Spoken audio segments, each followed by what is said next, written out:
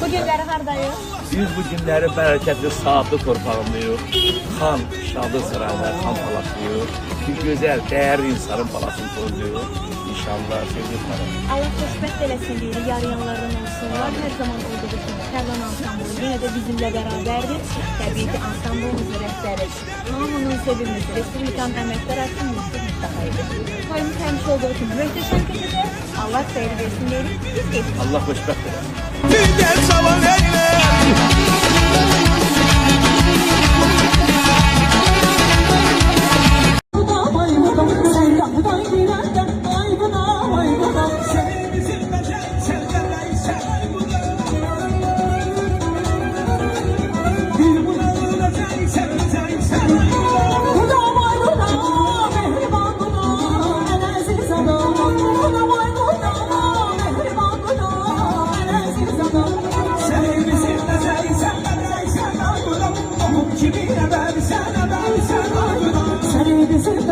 Sen